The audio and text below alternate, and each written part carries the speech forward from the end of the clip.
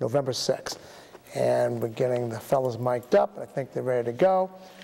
We got the Nigerian Million March. The theme is Let There Be Light in Nigeria. We got Camille Onipede, who's a friend of mine here, coming back, return guest. Camille, welcome. And then a longtime friend, my leadership classmate. The best class, right? The best class. Upsilon, class of 2000. That's right. Might not be the best class, but one thing I do, and we always joke about that with leadership, it was the most diverse class. I'm sure, yeah. Everybody says that. Exactly, you're absolutely in all right. seriousness. Yeah. And it's Morris Akinfolarin. Morris. Okay. Now, you know, you talk about Nigerian Million March, which kind of rekindles thoughts of Million Man March here in America that happened like 16 years ago. This is in Nigeria, though, and other locations in America. Exactly. Let there be light, because this is about electricity. Exactly. All right, Morris, what is this all about? It's about helping the people back home, you know, things that they cannot do. That's what we are trying to do here, to protect their interests, you know. Okay. A giant of Africa, which is Nigeria, that cannot have a regular electricity for his people. Okay. And with a lot of money that they are making, you know, I think it's really, really embarrassing. Yeah. That is why a group of us, you know, band together, professionals, you know, to say it's about time for us to speak up, you know, about people back home. Why should they be living this kind of lifestyle? Enough is enough. Enough is enough. Exactly. There must be light. I was at an event, Cardinal Arinze came in from Rome, from Onitsha, Nigeria. Yes. And he was talking about how the oil in Nigeria, Nigerians have oil up, down, and sideways. So they have as much wealth as any African country. It's the most populous African country out of the 55 countries. I know that. And even in Rhode Island, it's probably has the second or third largest population, maybe the third after Cape Verde and Liberia. And maybe per capita, it's one of the most populous Nigerian communities per capita of any state in the country. In the country, yeah. All right, so this is big, you know, in terms of our state, in terms of Nigeria, in terms of diaspora. Yes. So electricity is an issue, even though the wealth is like overabundant. So there's some issues. Yes. So I got that. All right. So Camille, who's involved in this? Okay. He mentioned a little bit that people are getting together, professionals or whatever. Now you tell me exactly who's involved here in Rhode Island, and then let's talk about the nation and then Nigeria. Thank you very much, Jim. It's always wonderful to be here on your program. People that are involved are mainly Nigerians, you know, grassroots Nigerians, people on the main street. Okay, a lot of churches, mosques, members are involved. They're joining us. They're donating to this. It's a very big project that we wouldn't have been able to do this without the support of all Nigerians. And Friends of Nigeria, you know, they are all supporting us. This is big thing. We need a lot of people to come around us and support us in achieving this goal. Electricity is very important for us. Just like Morris said, a country that produces oil and is still lacking behind inadequate supply of electricity to its citizens. It's a shame. Sure. Yeah, there's a disconnect. It's kind of like the United States is today. A little disconnect in terms of the wealth, and then the millions of people that are living and struggling, in both respective countries. Now, there's going to be a march. Yes. Where is the march going to be, and when is the march going to be? The march date is going to be October 24th. Okay, October 24th. Get those calendars out again. Get those pens out. October 24th. Now, where is the march going to be? There will be simultaneous march in Lagos, Abuja, Port Harcourt, back in Nigeria. There will be march in New York. There will be march in Los Angeles. There will be march in Houston, in Atlanta, in London, and some other important... Washington, D.C. Washington, D.C. You're good, though. You're like 10 cities, and you named them all but one. Washington, D.C. That's okay. Washington, D.C., you know, and we want everybody, all Nigerians, to come out and join us. Okay. This is very important. This is very powerful. It's simultaneous. We are marching the same day, the same time, all over the world. Okay, now, so here in Rhode Island, it's going to be in Pawtucket? We are taking off from Rhode Island to New York. Oh, okay. So we will be, you know, going in convoy to New York. Okay. So what you're saying is that you're going to be driving yes, from Rhode Island, starting in Pawtucket? Starting from our office at 600 Broad Street. Okay. That's where we're going to assemble, and everybody will take off from there. Okay, which I know is the Oasis office. Yes. Yeah, okay. Because I'm a member of Oasis. Yes. And the time is 7 p.m. 7 a.m., the takeoff time. Okay, let me make sure I get this right. So 7 a.m., October 24th. What day of the week is that? Monday. Monday. So Monday, October 24th, 7 a.m. You have to be at 600 Broad Street, which is in front of the Oasis office. You got to be there because there's going to be a convoy going all the way to New York City. That's right. Yes. That day. I get that right? That's correct. Okay, all right. Now, so when you get to New York, what are you going to do, Morris? Well, you know, we send a letter to the Consulate General in New York that we are coming. You know, it's going to be a peaceful march. This is not something for us to create crisis for them. We have assembled a lot of people, you know, that are going to carry a banner, you know, in front of the consulate, making our cause known. There will be a letter delivered to the Consulate General.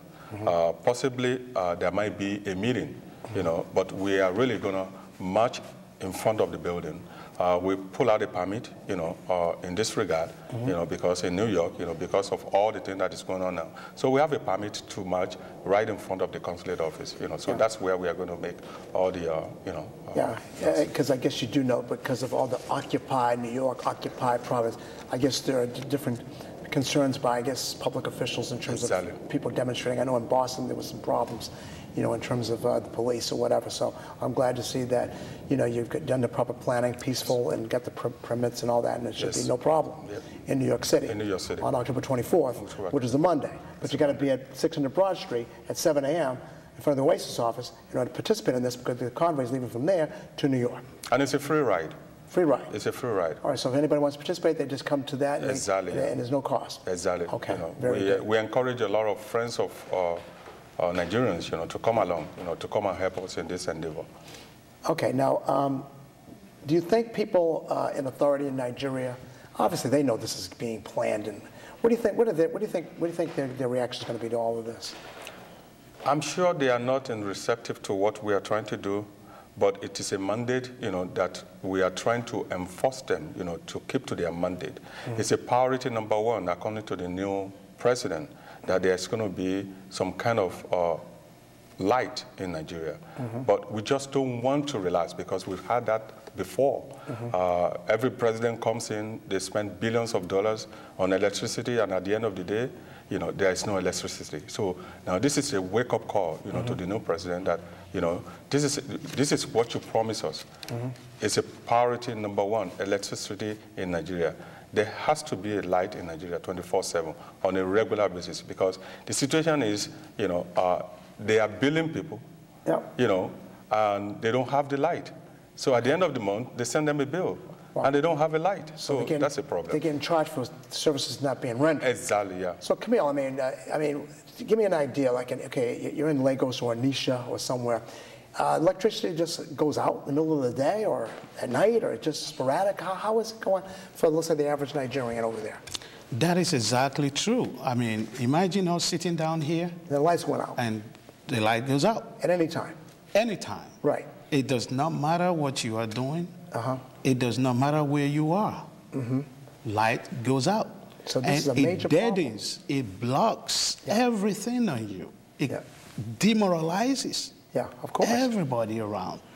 It is so important. And just to add to what Maurice has said, President Jonathan Goodluck campaigned on this. Okay. We are holding him accountable. Okay. We want electricity to be priority number one. Why is this? Because if there is electricity, unemployment that is eating the roof in Nigeria will come down sharply, will drop sharply. There will be organizers that will be able to operate and hire people. There will be tailors that will be able to operate and hire more people, apprentices, and people will graduate and set up their own businesses, and they can feed their families. Industries are not going to be shutting down. Coca-Cola. We know how huge Coca-Cola is. Coca-Cola has left Nigeria. So what is this? Is the government just not paying attention to this utility? They are just not paying attention. This is so important. Electricity cuts across everything that you do. Yeah. And this is why we are stressing this. This is why this is going to be a million march. This is why everybody must come out. This is the only way that they will listen to us. We are not for any rioting or whatever. It's a peaceful, very peaceful march. Good luck, you know this. And this is not just happening in Lagos. This is happening throughout the country.